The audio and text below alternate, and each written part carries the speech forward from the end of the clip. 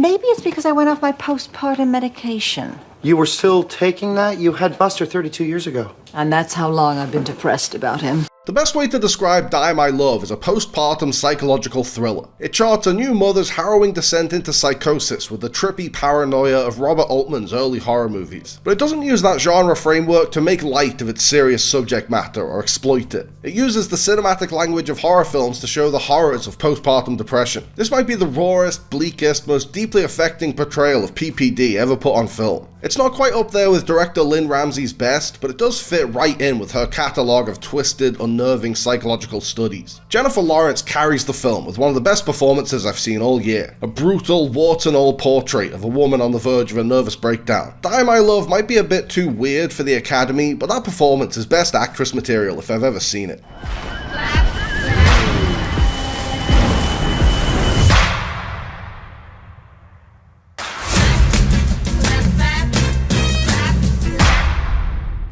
Ramsay is one of the most consistent filmmakers working today. She's never made a movie that was less than great, so I'm always excited whenever she has a new film coming out. The once or twice a decade that happens. But Die My Love's dismal D+ cinema score was an ominous sign. This is the long-awaited comeback of a visionary auteur, and the average moviegoer wouldn't even give it a passing grade. But plenty of great films have gotten a D+ cinema score. Closer, Event Horizon, Punch Drunk Love, and Hereditary all got D+, and they're masterpieces. I don't think this will go down as a classic like any of them, but it's nowhere near as bad as fellow D+ scorers like Borderlands, Battlefield Earth, and Holmes & Watson. I completely understand why it got such a low audience rating. It's a deeply uncomfortable viewing experience, so not exactly what Twilight and Hunger Games fans would have wanted from a Katniss Edward love story, but that's exactly what Ramsay intended. She captures the exact sense of darkness and discomfort that she's going for. Grace's psychological downfall is reflected in Ramsay's filmmaking choices. The boxy 4:3 aspect ratio feels claustrophobic, like the walls are closing in, and there are lots of blues in the compositions with cold lighting and scenes shot at dusk, so the movie looks like how depression feels. It has a really messy structure, and the mood of the piece is all over the place. Sometimes it's funny, sometimes it's disturbing, sometimes it's mundane, sometimes it's intense, but it's like that for a reason. It's not sloppy filmmaking, it's showing us Grace's fluctuating mental state. Her emotions are constantly up and down, so it makes sense that the film is too.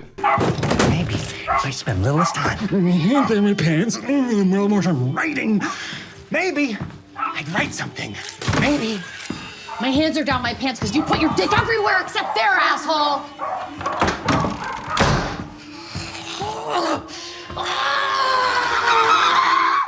Die My Love has been billed as a two-hander, because it has two huge movie stars in the lead roles. But it's Jennifer Lawrence's movie. Robert Pattinson is a foil, reacting to her erratic behavior, and his performance is really poignant and upsetting and darkly funny at times. But it's J-Law's film, and she gives one of the best performances of her career. She really throws herself into the role, literally in some cases, and captures a wide spectrum of emotions: anger, sadness, resentment, lethargy, sexual frustration, violent urges. This character really puts Lawrence through the ringer and proves once again that she's not just a star, she's one of the best actors of her generation. Babies, though. Babies are hard. I don't think anybody talks about that enough. It's all anyone talks about. It changes you. I think I nearly lost my mind for the first 6 months. When do you think you'll be getting it back? Die My Love really digs deep on postpartum depression. PPD has often been depicted on screen, but it tends to be a movie version of it. Die My Love explores the so-called baby blues in all its ugliness. The unpredictable mood swings, the crippling anxiety attacks, the rock-bottom energy levels, the crying episodes, the insomnia, the irritability. It's a fucking nightmare, and the film conveys that loud and clear. But it also touches on a common misconception. Just because a mom has postpartum depression, it doesn't mean she hates her child. When Grace's therapist asks her if this is the case, she says she loves her son. In her eyes, he's perfect. It's everything else that feels fucked up. After a baby, my mother went nuts. Jan lost it. I didn't feel myself for a while. But you'll... My hat goes off to the editor, Tony Frosthammer. The film jumps all over the place, cuts in and out of scenes, abruptly ends scenes before their natural stopping point. In the hands of a lesser editor and a lesser director, the whole thing would fall apart. But you get the sense that Ramsay knows exactly what she's doing with this befuddling flurry of imagery. It's increasingly unclear what's real and what's in Grace's head. Ramsay makes you feel how Grace feels, overwhelmed and confused, like you're losing the plot. I'm not surprised it's not a crowd pleaser, and I'm not surprised it's not working for a majority of general audiences. But this is a spectacular piece of filmmaking and a powerful piece of acting. I am working. And when I come home, I'm the one cleaning everything up. Oh, yo, 3 days a week. Let me shower you in medals. Up! You have an ashtray on the carpet. You don't think the baby's eating that shit? Shut up! Move us into the house where your uncle shot himself up the fucking ass. Oh my God. Up the ass!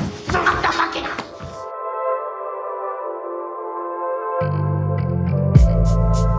Thanks for watching, guys. I hope you liked the video. Remember to like and subscribe and click on the little bell. And also seize the day and call your mom and be kind to yourself.